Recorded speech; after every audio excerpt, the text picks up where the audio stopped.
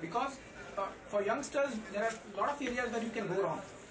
And when you have a mentor, you always have a guru, right? In old age, when you are drona and you need somebody mentor to help you, so to correct where you are going wrong.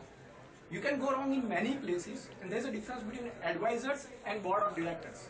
And everybody, those people have different responsibilities, right? So I'll go to that. Go to the first slide. So what startups needs, right?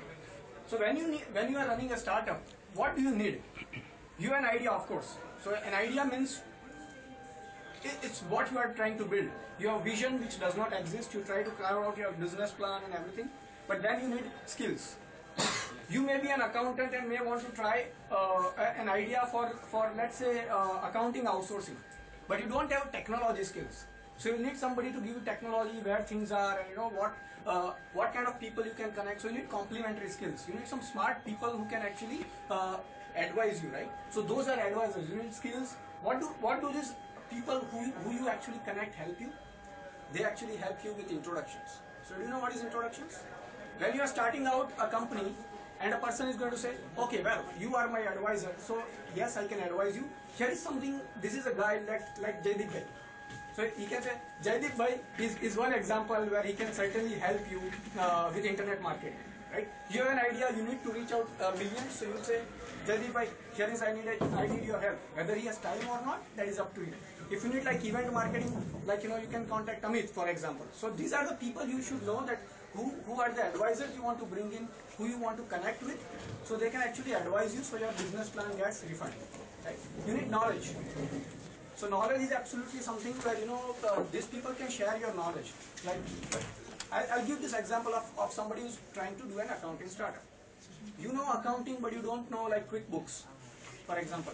You don't know Peachtree software, which is used in US. What most of the people use in accounting here? Anybody can tell me? Tally, right? But when you do now, accounting knowledge is core fundamentals. But when you start an account process outsourcing, or you need to know Peachtree. You need to know Ledgers Online.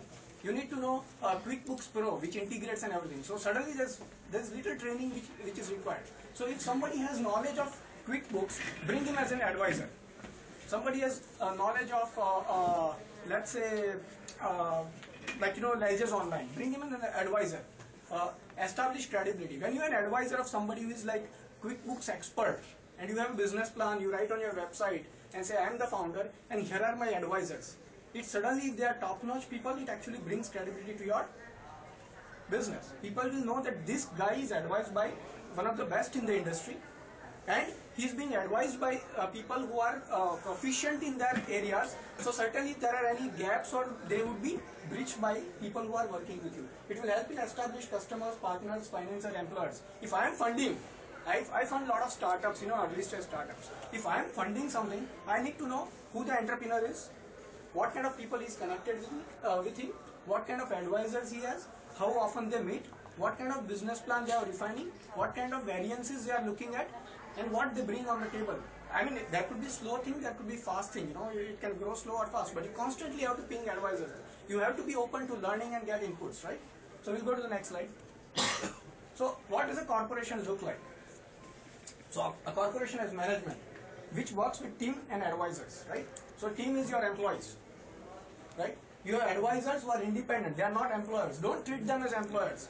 If let's say I take Jaideep Bhai's advice, or I take anybody who is an expert advice, I cannot tell him that you do this. He's advising me. I cannot dictate to him. I got to take his help. I got to say, I need help. Can you please help me in this? Even they are not your suppliers. So don't tell, do this. Find time, get help, get inputs, right? So you need advisors. Advisors are usually used for short duration. We'll cover that. Board of directors. So board of directors actually sit on top of management. They are not advisors. Management directly work with the team. They work with advisors. But board of directors keep an eye on the CEO. Why do you need to do that? Can anyone tell me? Why does board of director need to protect shareholders' interest? Protect shareholders' interest, right? Because what happens is a CEO sometimes can not listen to anybody and can go on forcing things. And the board of advisors are actually in a corporation are equipped to actually even throw out a CEO. right? So that does not mean that CEO can do anything you want. If you have a board, and which is good board, the India the problem is that all the board of advisors are either family or friends. So sometimes you have like Satyam thing, right? Your friends, they don't tell no. Board of advisors have certain responsibility. Board of directors, sorry, board of directors. The word director means a lot. I'll cover that. Shareholders. So shareholders are again in a corporation. You have shareholders who actually like you invest in your company. They actually are as a management. You are responsible to listen to them to make sure that the company goes as per the business plan in the right direction. So they oversees the board. So board is elected by shareholders. The board oversees the CEO and the functions which he does. The board itself actually has committees which actually are in the companies, and they look at various operations. Finance committee, there is different committees, they directly report to board and CEO, but they are very transparent. And then you of course shareholders, where do they get information from? They don't get it. They cannot talk to CEO and say, tell me what you're doing in the company. Can they? No, they cannot tell that. So shareholders always get from annual reports, auditors, right? But committees can certainly go and tell the management that we need to know this. So shareholders is one level, but they get information from auditors. They see, now what is shareholders look? If I'm a shareholder and I'm looking at Reliance share, I'll look at, competition. What is competition? What is the global market? Who are the scientists? How the bank? What is their finances? Why is Anil Ambani's company having huge debt on his books? Right? What is his position? What are the fundamentals? What kind of employees are there? What kind of media news are there? And based on fundamentals and news, you actually invest in a company. Please, next slide.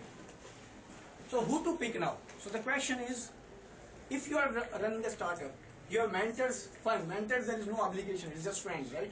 Okay, I'm your friend. Please tell me whether I'm doing right. But if you're officially, you want to pick somebody, who to pick? So pick outside, pick industry experts in your industry, not anybody. If I'm running a technology startup and I pick a chemical industry expert, would it make sense? No. I have to pick my industry expert. I don't have to pick operational managers. Somebody who says, oh, you are doing this, and so you have to find somebody who's on your business, not in your business, who actually can really give you strategic direction and input, right? And it has to be your industry. So that they have to have business experience, management experience. Board of directors specifically, I'm talking about not advisors, but board of directors specifically have to have directors experience. If somebody is not having that director role, and they are not having a deal number, and in a private limited company, it will be difficult for them to understand, what are the obligations of a director. And there are certain obligations of a director because, you need to have an accounting, there's a responsibility, they have to be accountable, while advisors are just giving you advice, right? And they have to be, personal attributes, that they have to be honest, they have to have integrity. Directors have to be, they have to be bold to say no. Sometimes directors, they get so much overpowered by management and CEO, and they are so friendly that they every time they say yes, and you have a scam like Satyam, right?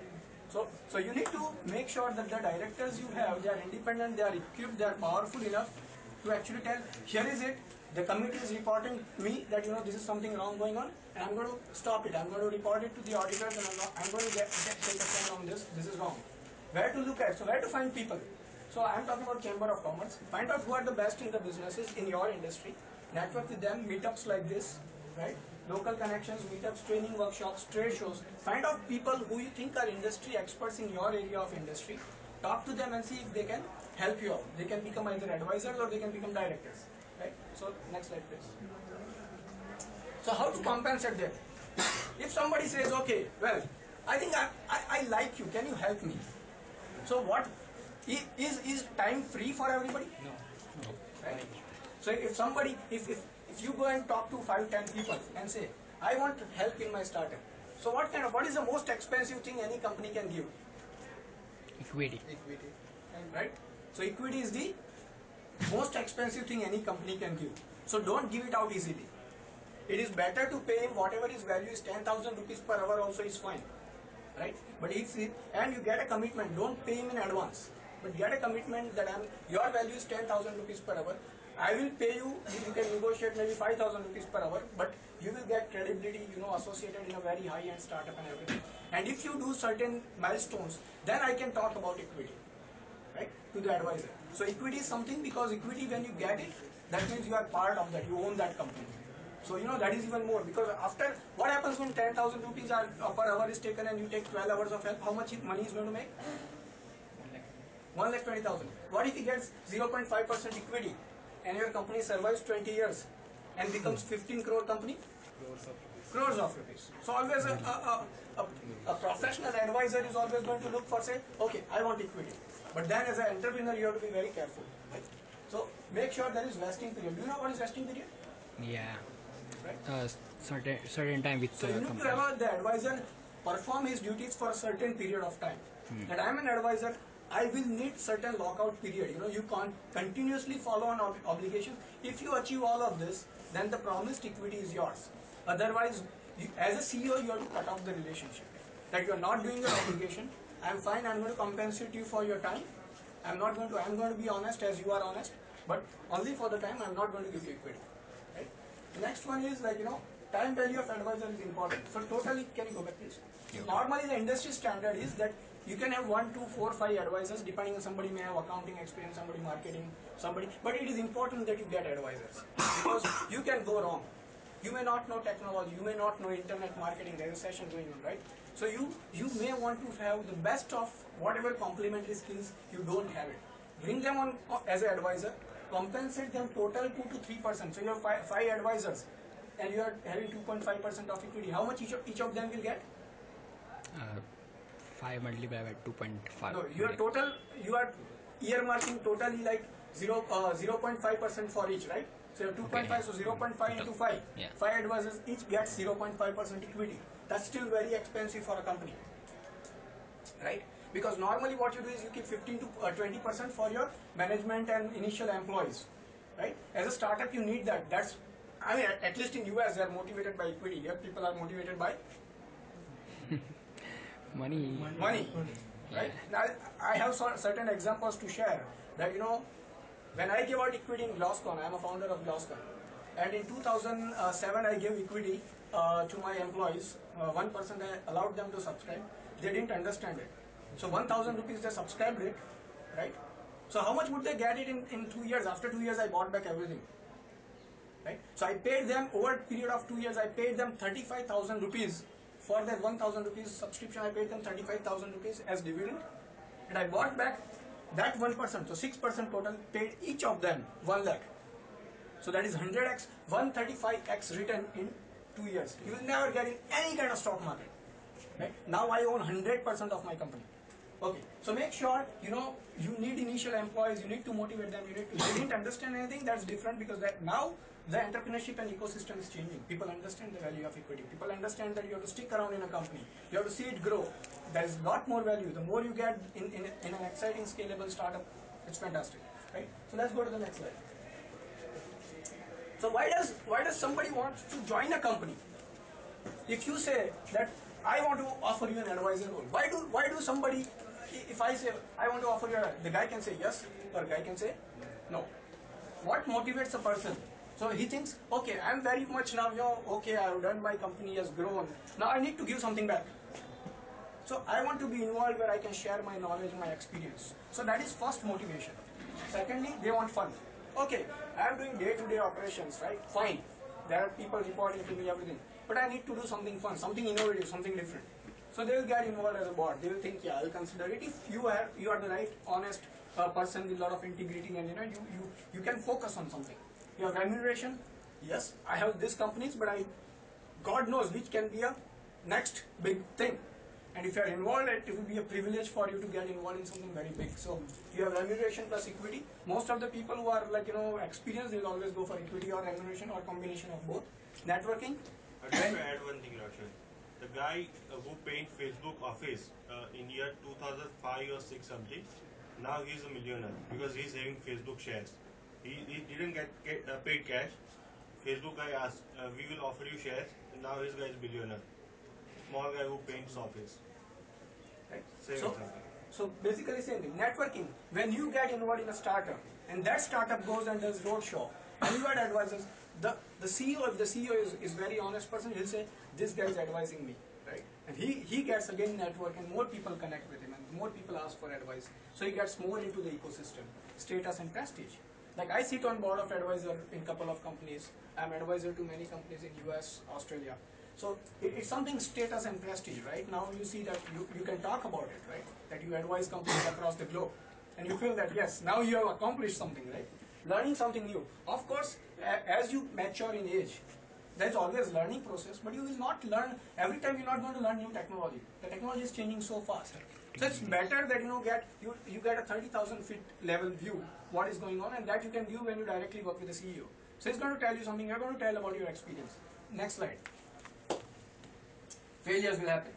No matter the best of the best you have, right? Advisors and anything, you will have failures. Examples: Enron, Satyam, Nortel, Lavasa. Things can go wrong. Regulation, like anything can go wrong. So no matter. So you have to be adjust. Oh, you are advising me, and how could I fail?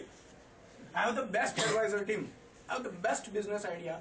I have the best board of directors. How can I fail? Failures will happen, right? So be prepared for it. Next one. Challenges now.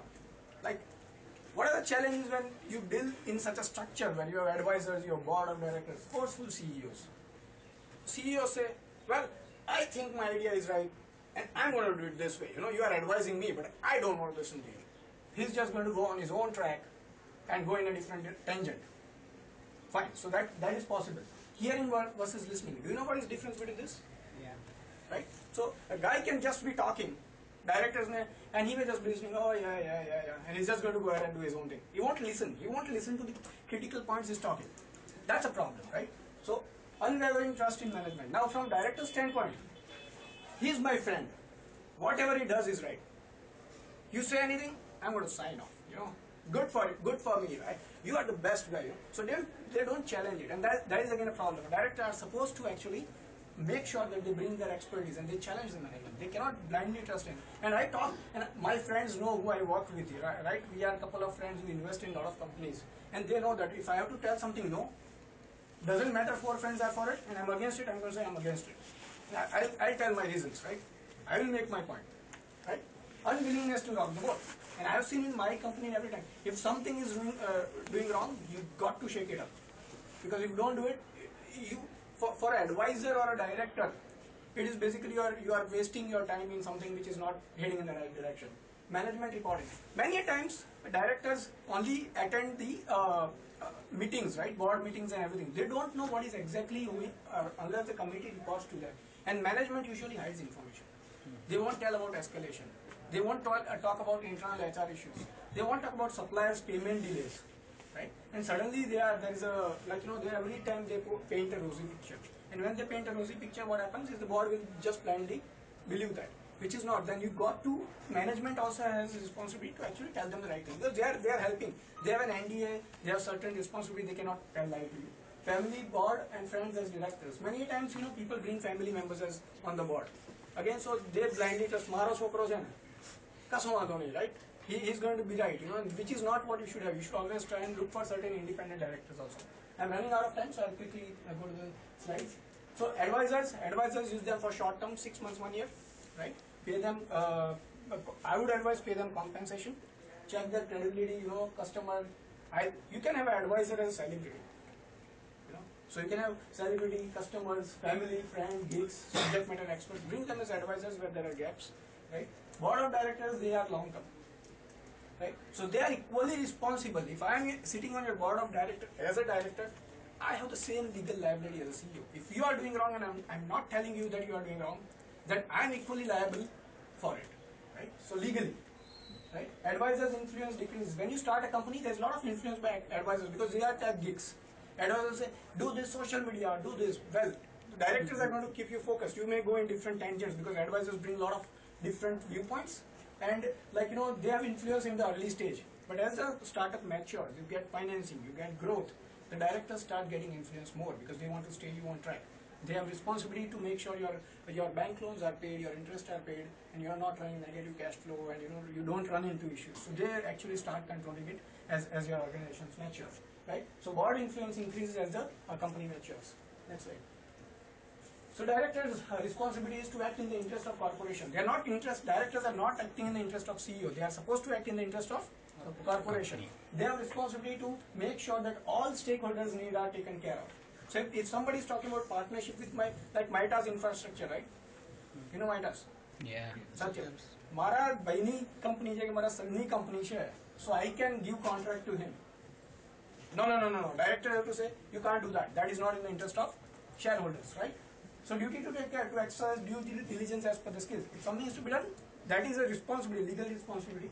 Function of the director is to hire the CEOs, review and approve strategic direction, monitor management performance. Director should not get swayed by forward-looking insight. So if I am a director and I talk to a CEO, and CEO says, yes, we have a huge deal coming in pipeline. Yes, we are going to do this fantastic thing. Yes, fantastic. You have advisors. You are telling painting the big picture. But what decisions you have taken in the last? Please tell me that. What kind of accounting transactions you have done? Please tell me that. You are paying me. You are compensating me for my time for every visits I make. But please tell me what you are doing. Don't give me rosy picture. Rosy picture is fine if you go there. We are here to support you. We are not against you. But I also have to look at all the historical decisions which you are making. If you are going wrong in that, then fine, let's correct that first. Let's bring the boat back on track rather than get into a different tangents all the time. Next one, please. So are you ready to bring it on a board as a company? So information, can you share as a CEO? Can you share real information? Are you honest to share information? Make that call so that board can make informed decision. Can you honestly answer all the questions? Directors are supposed to ask you real hard questions, right? Can you honestly answer those questions? Can you have that minute circulated in black and white? Of course, as an NDA, it will not go out in public, but they have to grill you. Directors are supposed to grill you, right? They are going to ask deep questions. Are you a good listener? So, hearing between listening. Are you a good listener, or you are just going to go off a tangent every time, right? Do you appreciate experience versus background skills and experience? So, again, lot of young people who don't have experience, some of them listening, but that's why when VC get into picture, what happens? What does venture capitalists do? They take a board seat, right? They always demand a board seat. Even if I invest in a company, I'll always demand. Every month I need to get variance. Fine, you are doing everything else, but if you are varying on a business plan, you need to talk to me, and I need to get you back on track. Forget everything else, right? Next one. Board has to have a say. Board has to have a say and have to say no, and you have to be prepared to understand it. If I take a friend as a director and I always say yes, then you are pretty much going to go off the cliff, right? Do board regularly meet? So board has to regularly meet. You can't say, okay, I attend one meeting, fine, you are on a track. Let 4 people take care of it. I'm never going to attend a meeting, and we have a problem in one of the startup I'm leading. We have one board member who is not attending. 7 out of 20 meetings is not present. We want somebody to be in that all the time because it's for the interest of the company. So we have to, the only way is to educate that please be present, you are as important as others, right? Do they have committees that extensively does a lot of due diligence? So you need to find out, are you getting more information, company information, just not management reporting? Who is strong, board or CEO? But generally CEOs are stronger in most companies, but you look at HP, Hewlett Packard, their board is very strong. Carly Fiorina, fired. Anytime when you find something, Mark Hurd, fired. Right? So suddenly the board is very powerful, and they say, if you are doing wrong, go off the tangent. We are equipped to make tough decisions and fire. So that kind of board. So we have to have a balance between both. Right? Independent directors and Roshan, don't have all your friends and family as directors. Pay, compensate well, bring independent directors. That will help you. Watch out CEOs insider trading. CEOs can do, okay, my company is doing well, here is a deal, let's start doing insider trading. Directors will know that because they will see the date of the transactions and everything. 5 more minutes are fine. And have issues paying employees, creditors, government. Directors are equally responsible. Next one, please. So, to the CEOs, this is the last slide. Do business with ethics. If you do with right ethics, I think over a longer period it will help you. Don't try to take shortcuts. Let the best persons be your advisors on board. Listen, don't just hear. Ask feedback. A no from board is okay. It is their duty to protect shareholders. They can say no. Make way for the best person to lead. Next one. That's my contacts. And that's pretty much it. Any questions? Yes. Yeah, Roshan, I'm sorry, I came midway, I'm not aware of the whole thing. But last time we talked about CEOs, the board, and the director. So where does the director stand? I mean, are these three the board, the CEO, and the director, how are these two different? See, CEO is basically more about responsible for the execution. Okay. Okay. So directors have responsibilities which is basically to protect the interest of the all the shareholders. That could be directors with voting rights, that could be directors without voting rights. So And where that does could be, director come in the hierarchy? no, director actually reports to CEO, but board actually oversees. So there is difference between board of directors and company directors, Okay. right? So you have to understand that Right. people who are there may be 20 directors or vice president, but you also if you are in board, then that is a different responsibility. They may not be your internal employees; they may be an external board. Right. So you have to understand that the board is most of the companies they are mixed. They have some family members and some inside internal directors. They have some external. The more external you have, the more independent directors you have, the better is your company because they really give you an objective view of it. So what is the basically at base end role of for the this day- as a founder? Whether he should go for a CEO post or as a director? No, see, CEO is basically a best post because directors they get remuneration. They don't get a lot of equity.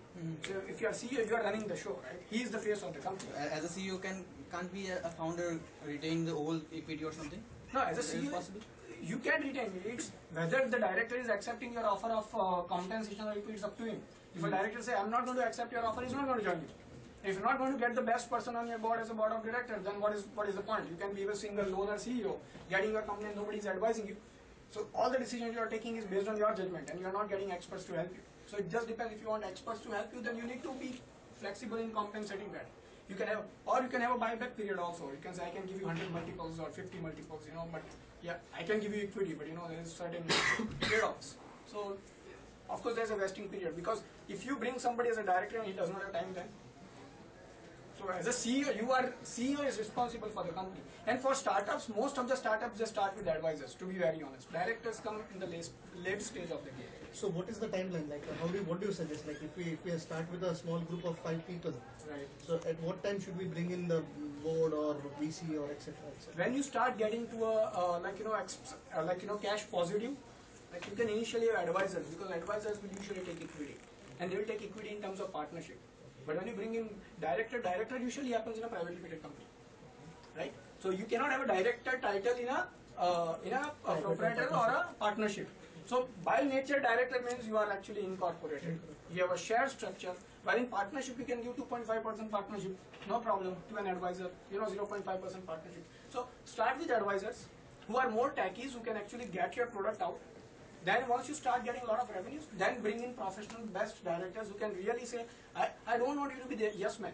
You can be the no man, you can tell me no. And but this is where I have been successful because I have good mentors, advisors and directors. So I can Can an employee become a board of director also? Why do you want him? A director, like Huh? he's very well qualified. He is coming up with good ideas. that's why- So you're paying him, but at the same time, There are employees can become a board of director. Like employee can become a director and he can be brought on board. So nothing wrong in that. But I'm saying if you have an employee like advisors, I'll tell you something.